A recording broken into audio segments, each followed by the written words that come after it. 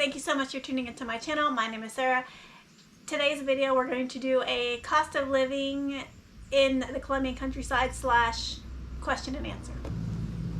First question, do you pay property taxes? Yes, I pay property taxes. How much? I am not sure yet because I have not had to pay them since I just purchased my property within the past 6 months. The old owner said he paid approximately $100 US, so it should probably be about the same because we kept the paperwork the same. How do you travel to buy groceries? I did an entire video on this. I'll link it up here. But long story short, we buy them on the motorcycle and we carry them back on the motorcycle. If there's not enough room on the motorcycle, I will take a motor taxi back and my guy will carry all the groceries on the motorcycle yet again. If you're asking how we buy a refrigerator or a washer and dryer, a bed, a couch, and how do we get that back here because we don't have quote unquote delivery systems or delivery trucks, there are motor taxis, motor guys with a little motorcycle with a little on the back. It's like a, I don't know, like a cargo. It's like a motor taxi cargo. So they bring anything you need. We brought all the bricks for the stove we built. We brought the washer. We brought fridges. We moved houses with that. So they will take almost anything, and they go slow, but they're very effective and they work perfectly. How much does dog food cost? A 17 bag of dog food costs approximately $8 US. A premium bag of 55-pound dog food costs approximately $43 US. I mix them together and it lasts about 2 months for the dogs. I buy the premium dog food for my Husky Malamute mix because he has a very sensitive stomach. The other dog, she'll eat whatever. She doesn't care. How isolated is it where you live? I live approximately 4.5 kilometers or 2.5-ish miles from town. And I have neighbors right here and I have neighbors right here. And there are always people walking by. If you've ever visited rural Colombia, you know that people walk to town because people do not have a car or a motorcycle, so they tend to walk places or take the Jeeps. So I am not very isolated. I don't feel isolated at all. Maybe if you are coming from a big city or a suburb, you might feel isolated, but everyone here has a nice big plot of land, so we all have our space. Like I have 1.5 acres. The neighbors, they have like a huge property. This neighbor has a huge property and that neighbor has probably about the same as I have. So we all have our houses surrounded by land, another neighbor. So not very isolated, long story short. How much does your electricity cost? My electricity costs approximately $40 US per month. That is for a household of 3 people, as well as we have Starlink, which is a huge energy sucker upper. But like I said, that is for 3 people. So if 1 person or 2 people were living here, it would be significantly less. The last guy used to pay maybe $10 or $15 a month just for 1 person living here, and he did not have Starlink, and that, like I'm telling you, it sucks up a huge amount of electricity. It's constantly going. What kind of internet do you have and how much does it cost? We have Starlink. The original Starlink thing costs $700 to have delivered here, and then it costs around $61 a month. And trust me, if you work online, you upload videos, you make content, you have any sort of job that requires fast internet, I would invest in Starlink. If you don't want Starlink and you want to use the town internet, it is approximately, the regular internet from town costs approximately $34 US. It is very slow, but you can always have that if you don't need super fast, super high powered internet. It is available. Am I off grid? Do I have solar panels? I am not off grid. I just talked about we have electricity from town, and no, I do not have solar panels. Here's the story with solar panels. I have been looking into getting solar because it's so sunny, I want to take advantage of it and put them on the roof of the house. But I have not found panels that are affordable. All the panels that I have found are insanely expensive. So if I can find some that are affordable, I will get them and install solar to help offset the electricity cost, or go completely solar because it's always sunny here.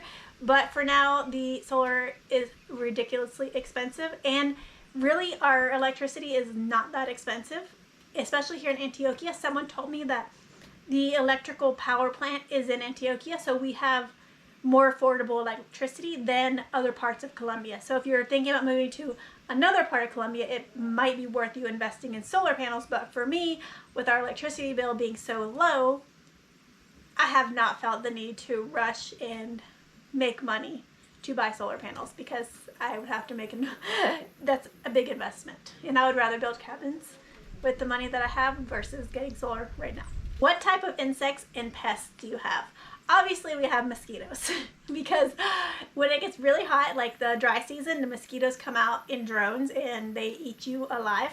I also have huge fire ants. They're throughout the garden. I always have I'm always being eaten up by fire ants. Other than that, we have snakes, we have possums, we have squirrels. Recently in town, there was a wildcat that was found, and completely off track side story, a woman took it into her house and it either bit her or her cat, and somehow the woman was bitten. She ended up with rabies, went to Medellin and died. So we have feral cats in the area, wildcats. I've never seen one. We also have these little tiny bugs that bite you in the grass. Yeah, but we don't really have, I don't think we have as many as a hot climate, but just imagine, I don't know. Yeah, we have bugs and stuff, but not as bad because we're higher elevated, which I'm going to go into now. The average weather and elevation of where I live. Here, the average is 72 to 75, so if it was hotter, when it gets hotter, the more bugs come. The lower it stays, the less bugs. We don't have any bugs at night. Oh, we also have wasps everywhere.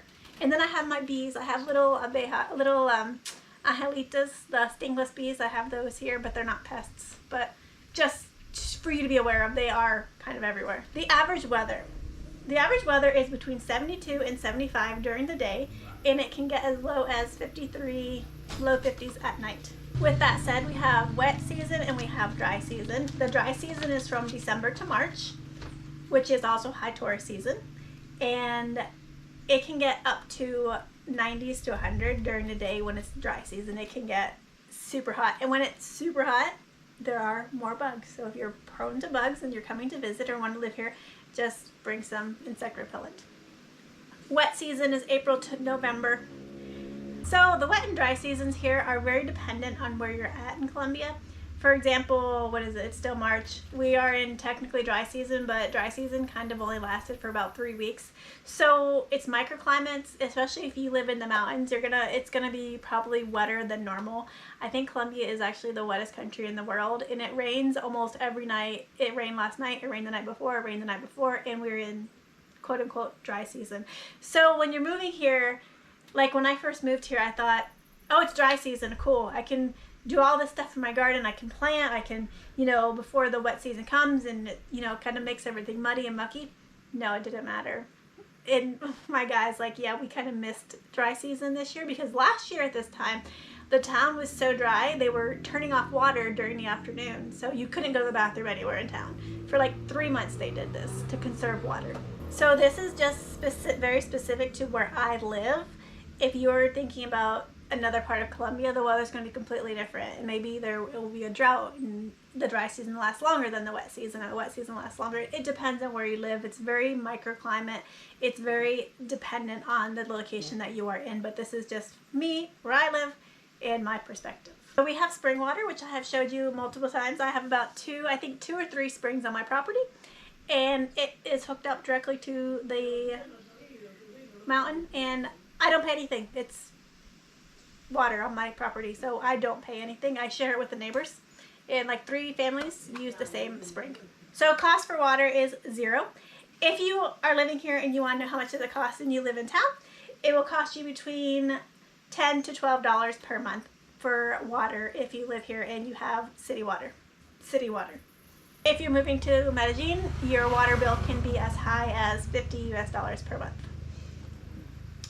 That will also be dependent on where you live, because in the cities they have stratas. So depending on which strata you are in, depends on what your utility bill costs. The higher the strata, the more rich, the higher your bills are. The lower the strata, the less you have to pay for your bills. My strata technically is rural, Rural is the lowest amount to pay for anything. So, but almost everyone here has a spring on their property, so most people here don't pay for water. Closest medical care if you can't live without it. So there's a small hospital in town for like mini emergencies, but if you have a real emergency, you will have to go to Medellin. So as of this week, the new road to Medellin has opened. So if you have a motorcycle or a car, it will only take you about an hour and a half to get to the city. From here, the city, Medellin, is 65 miles. But like I said, with the new highway that opened up, it has made it a lot faster. So yeah, about an hour and a half to the city. If you have to take the bus, it's still going to be about 3 to 4 hours. How much is my health care? So I am actually on my guy's health care. So I was added as a beneficiary. We pay for a month. So I was added onto his insurance as a beneficiary, and it costs around $35, $36 a month. And that is just the public.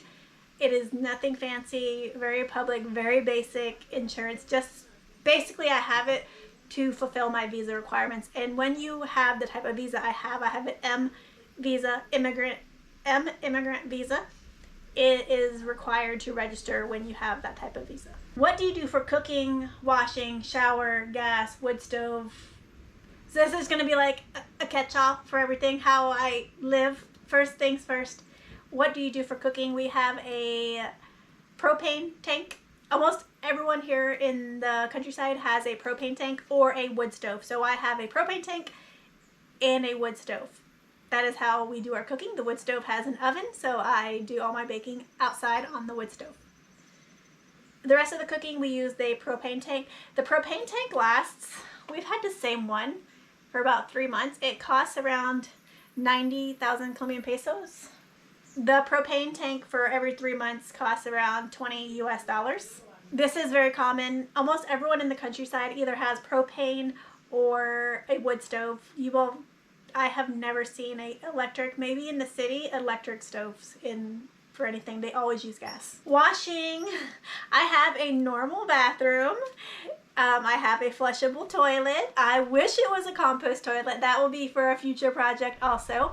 But I have a normal toilet, and we have a septic system, which I did a video on getting a septic system also. So when we first moved in here, the septic, well, it was not really a septic, so we had to install a septic system basically. So now I have a completely brand new installed septic tank. So we have that, and then we have the leach field. So yeah, septic system. Soon I will do compost. My ultimate goal is to have a composting toilet system, but for now we have a normal septic system. Shower. How do I shower? I have a normal shower. We have running water that comes from the mountain. We have everything completely set up. So in the shower though is something interesting. We have these hot water. I'll show you. I'll do a video over. We have a hot water heater. They call them suicide showers because they're electrically heated water. So yeah, most of Colombia has these suicide showers. The only time that I've actually had hot water when you turn on the taps is in the city. So the city will have hot water in your tap. Countryside, rural, absolutely. My water that comes out of my sink, all areas is cold except for the shower, and it's because it goes through the electric hot water heater, which I will show you here. This question is basically asking me about challenges, privacy, independence, kind of like the challenges that I've had living here. So I have this all written down. This is why I'm looking over here, because I can't remember everything. So basically the biggest challenge that I've had living here is cultural differences.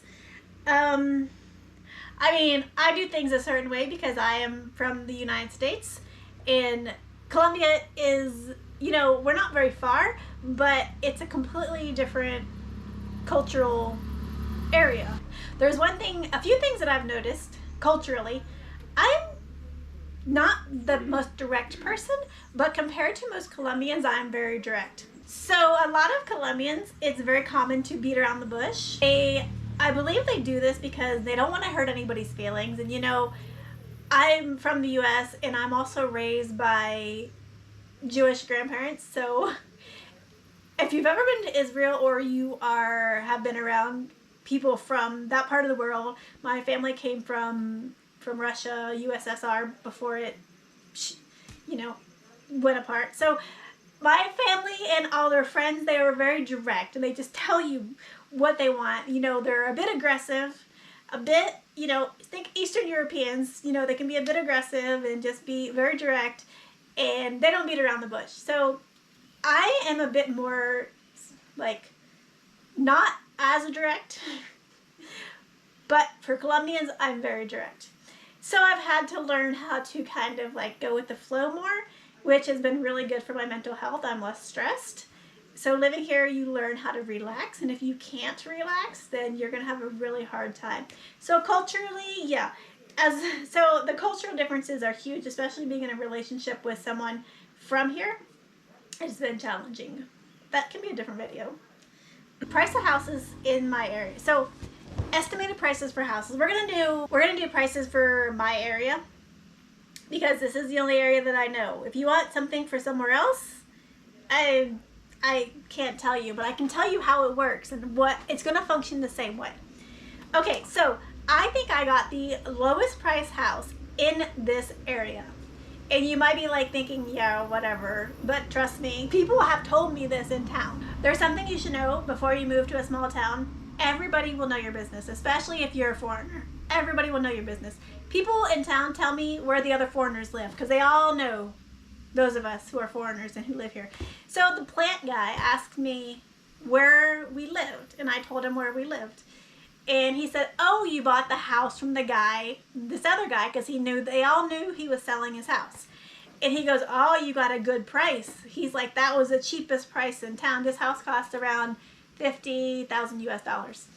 And he's like, you got the cheapest house in town. And I'm like, yeah, I know. Like 5 other people have told me that this was the cheapest property. And he wanted to sell it. He was motivated to sell. And, you know, so house ranges can go from any price. So I could list my property for like $20,000. I mean, there's no MLS. There's no rhyme or reason to it. So, but right now, with the new road and it's closer to Medellin, prices are already doubled. I saw a house, okay, to give you an example, there is 2 apartments in town for sale. One is on the first floor. So I'm in all these Facebook groups that sell houses, so I know, this is how I know how much properties cost here. There is a house for sale, or a apartment, like a condo for sale in town for more than I paid for this house. Maybe like $55,000 US or something. In town, an apartment, no land, just the condo, like ish thing. In that sense, the new road came in. So prices are going up.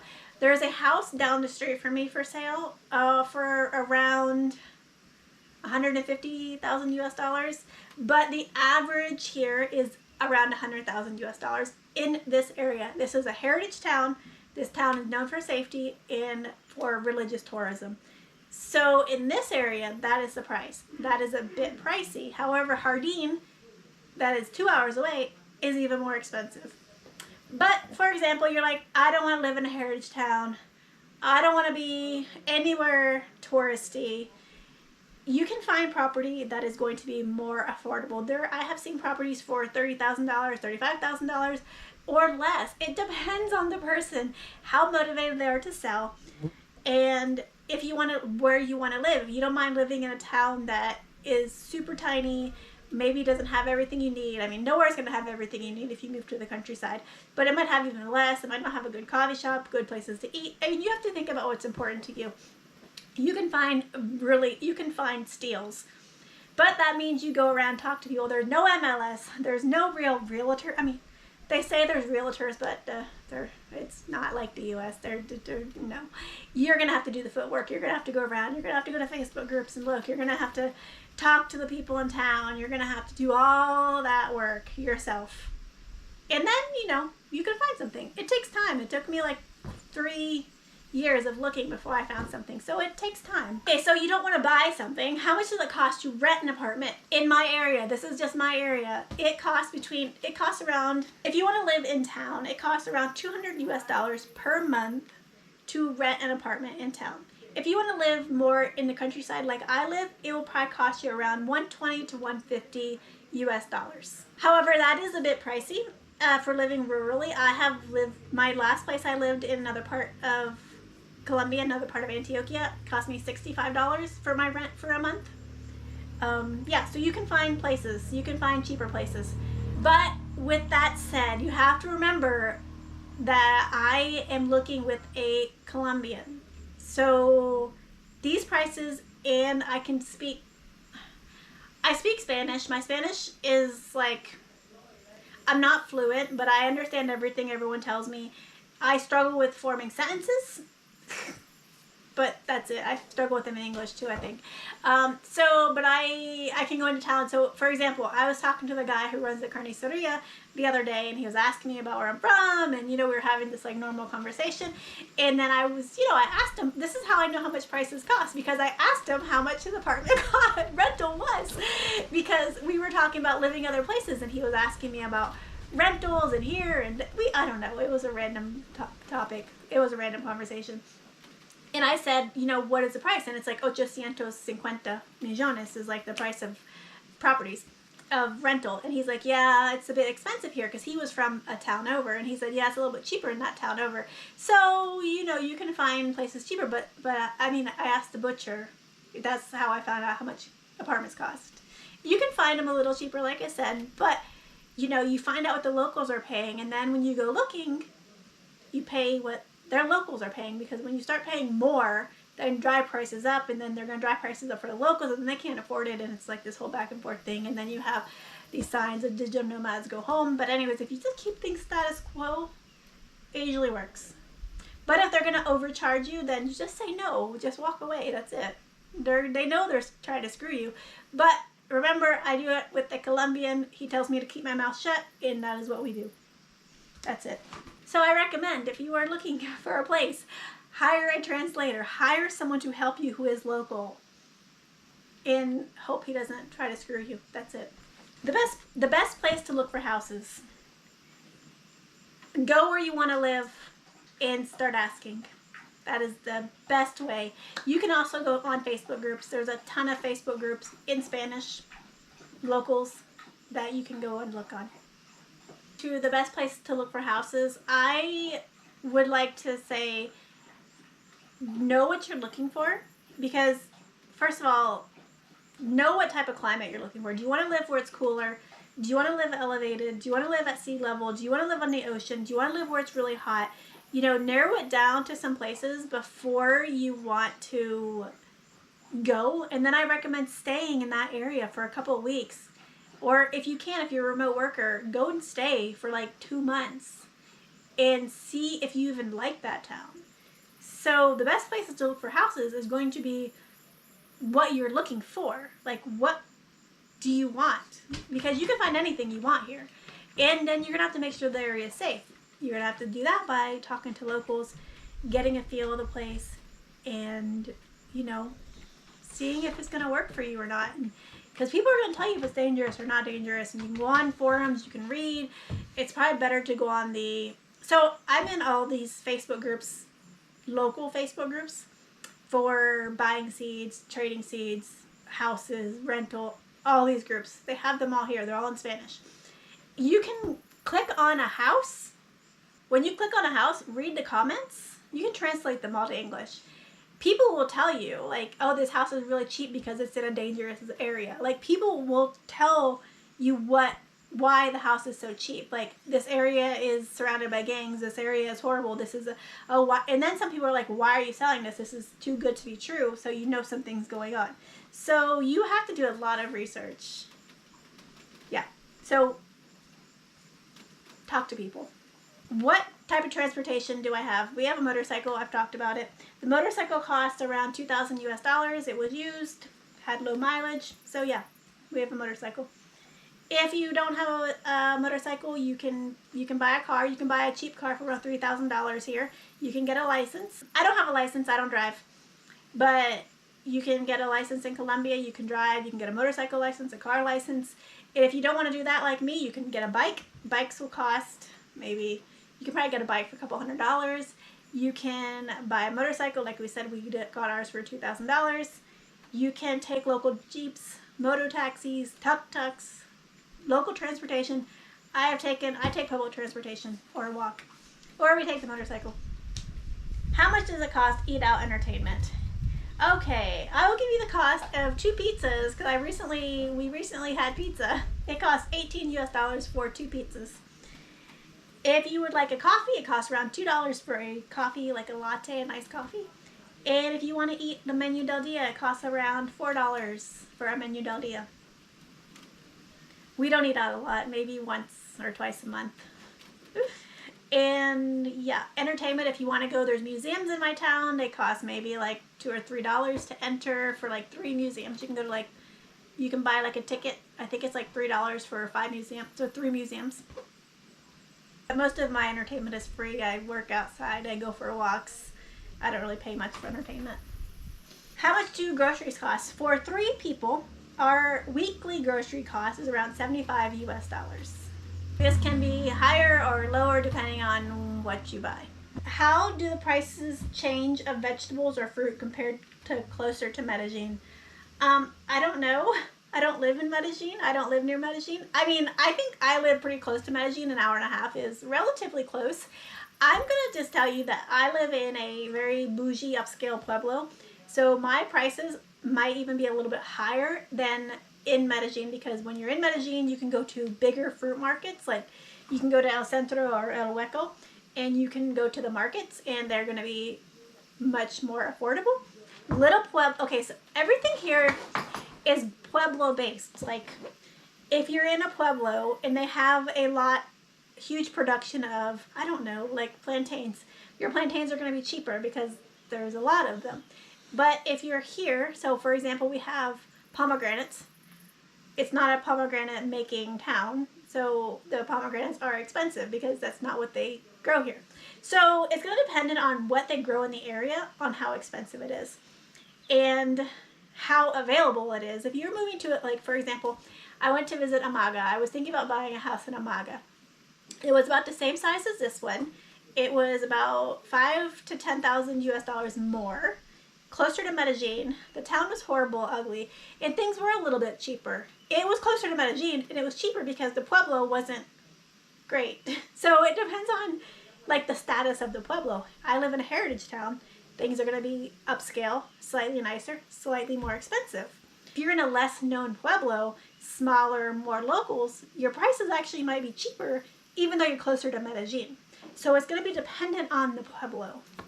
I don't really have another answer for that because everything is kind of based on tourism, the influx of people, how many people are visiting, is it more locals, the cost of living, everything is like dependent on that. How much could one person come with US dollars and start their own homestead project? I mean, it depends on the price of your land. So if you can find land for like $30,000, or if you just buy a plot of land for $20,000, because you can find land for $20,000. You can find, my land was a bit expensive. You can find bigger pieces of land and have for less money than I did. If you don't want to be, depending on where you're at, like everything is location, pueblo dependent in Colombia. Tourist dependent, how famous it is. Like if you go to Finlandia, Salento, it's so expensive because it's very touristy and has been built up. Here, this town is not built up. This is local Colombian tourists. It's not a lot of foreign tourism. Jardín is a lot of foreign tourism, and it's not far. It's like 2 hours from here. But it's more expensive because it is the type of tourism that it's getting. So if you're going to move to a smaller, less known pueblo, you can come in with as low as, how much do you need to survive and how much land can you buy? If you can find land for $20,000 and you can build everything yourself, obviously you can live for a lot less. Me, I spent a little bit more because you have to be careful, or you also have to be really careful where you buy, because not everywhere is safe in the countryside. Not everywhere is safe, so you have to be careful where you want to live. Like, I chose to live here because this area has, even during the drug years in the 90s and the 80s, this pueblo was a safe haven. So they never had the type of displacement in the trauma that other places have had. I've lived where they have had the trauma. I lived in another pueblo that had the trauma, and they were all displaced. The land was really cheap because no one wanted to live there. I mean, now it's getting better and more built up and people are moving in, but you just never know. So I always lean on the side of caution. If it's too cheap and too good to be true, it probably is. So maybe spend a little bit more money to live somewhere nicer, to know that your investment is secured. And I mean, it's never secured. No matter in the world where you go, your investment is never secured. I mean, I don't know, I could have this place and then something horrible could happen and I would have to leave.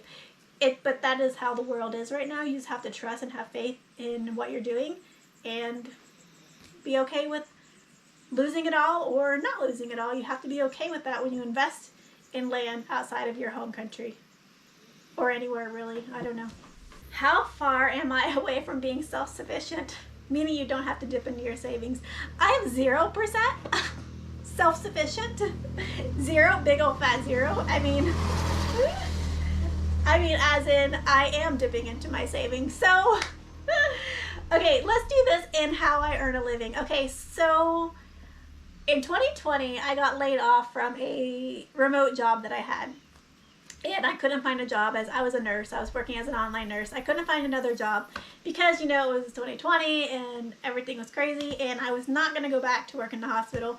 So I figured I would just wing it and see what happened. I volunteered, I saved my money, and then I started writing online. So since 2021, I have been earning a living by creating content, writing, mostly writing.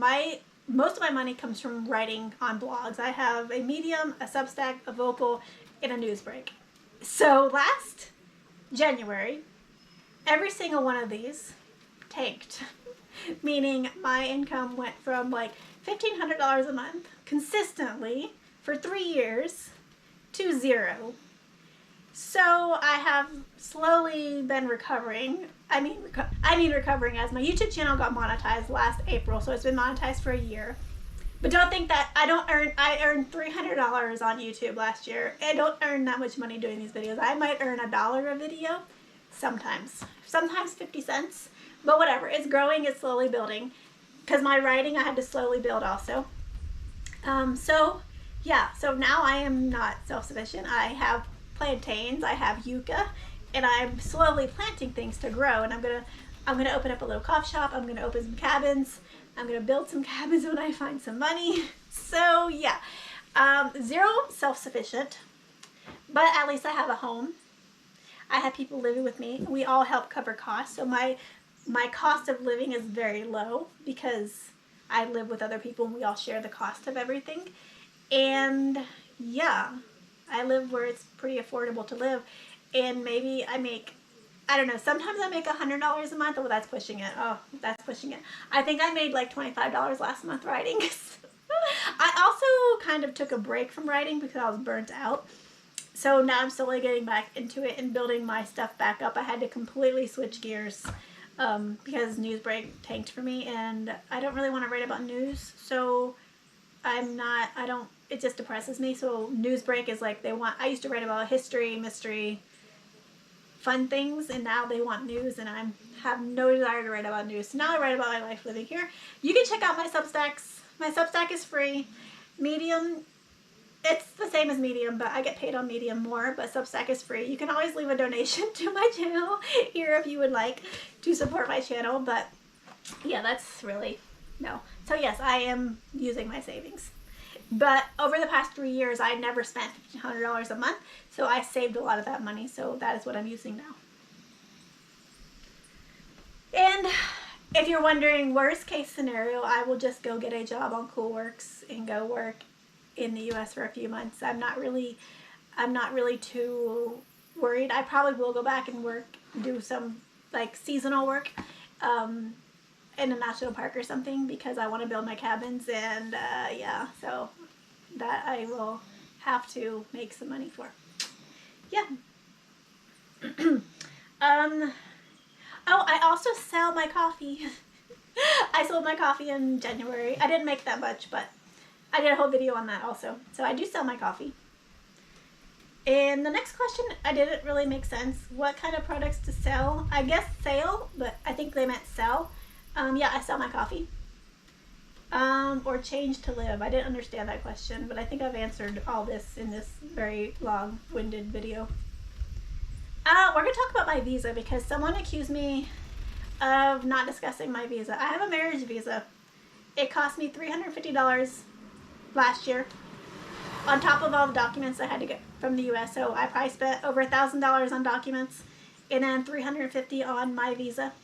The marriage visa lasts for 3 years. Well, basically, I have it for a year. So in July, I have to renew it. It will cost me another $350 to renew it. It should be renewed for 2 years.